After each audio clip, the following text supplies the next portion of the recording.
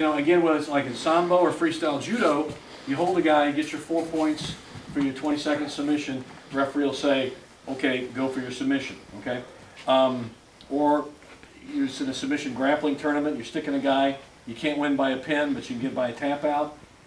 Stick him first, it's a good transition to get him there, and then we make him tap out. A couple of examples, I know a lot of you guys have ones you like to do, just a couple examples. Often you'll find from a north-south position, Kamishi Gatami type thing, you can work a nice arm lock, choke, something like that. We were at the Freestyle Judo Nationals, the guy from Croatia, he choked a guy cold from a north-south Kamishi Ho, did a beautiful lapel choke, and the guy put him to sleep. The guy didn't have time to tap out. It was a really good move. So it's very clever. So let's demo here. First one, north-south, you want to do, what are you going to do, Udigarami? Yeah. Okay, so north-south, Kamishi Hogatami, upper four corner hole. Derek's got this. Go ahead and talk it through, Derek. You've got a good one. So both hands go underneath the shoulders and then grip the belt and suck him in tight. Okay, when you get him there, you pinch his head with your knees so that it's harder for him to bridge out of it. Okay, now I'm controlling both his shoulders as well as his hips. So he's got a good north-south. We know that. He's winning. We want that. That's a good thing. Okay. And Dre's doing a good job acting. And then he's Academy Award for the guy. All right. Okay, so from here, I'm going to pick which way I want to go. I'm going to go this way. So I start squeezing that a little bit with my shoulder, and then I let go of the far side and hug both arms, or both arms around his arm, okay? I haven't changed my other grip yet, okay? It's still there. I just hug both and pin it down. And then from there, once I'm sure I've got it, I let go and just bring my hand up to his wrist. As soon as I have the wrist, I get my own wrist, and then I just try and paint his knuckles across the mat. And if you're doing it right, you shouldn't have to go very far because I've already got his head pinned, okay? So one more time. That really traps him by pinning his head. It keeps him from arching too much, too. Suck him in tight, pin his head, okay? Go down and pin his arm in between your forearm and your shoulder, close to the mat as you can get it. Let go of the far side, hug this arm, come up and get his wrist, grab my wrist, and then just paint across the mat, okay? I should be able to hold him from here too. If I don't have it and he starts moving around again, I can still pin him from here, okay? And if I have to, I just get his head again, squeeze it, and there you go.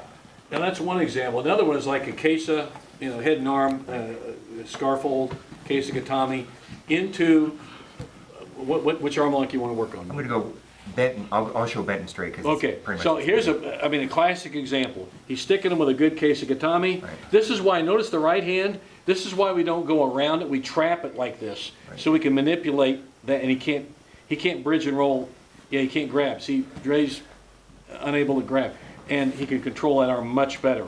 Right. And our ultimate goal is not just to hold him for time, we want to hold him for time, and then we want to submit him. Right. So there we go.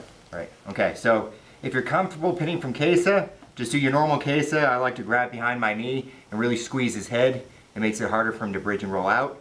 I've already got his arm in front of me so that he can't reach around back, and I just isolate that wrist and push down. And as soon as it's anywhere close to that leg, the leg comes up and traps. Okay, I'm being nice now because this is pretty tight on Dre, but it should be down here, and then you just raise your hips a little bit, okay? Super nasty choke, or sorry, arm lock, especially if I've got his head really gripped tight, okay? There you go. Some guys you see will do this and then they'll try and do this. The problem with that is I'm giving away my base and he can still roll and get out. So keep that there, pop that in, raise your hips. The only thing, if you do want to make it nastier, guys, you don't want to lose your base. He's totally right on this, you newer guys. And when he's got this bent arm lock going, if he wants to make it a little nasty, go ahead and set him up, be nice.